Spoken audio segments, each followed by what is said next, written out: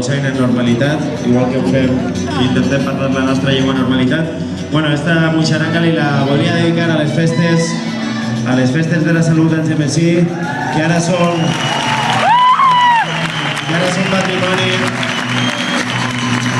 patrimoni de la humanitat, però que a través d'elles també ho són els negrets,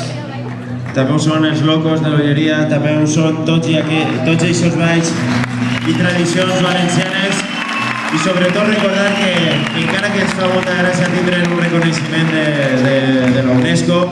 els valencians ja feia molts anys que sabíem que no ens feia falta cap reconeixement perquè nosaltres sabem el valor que té la nostra cultura popular.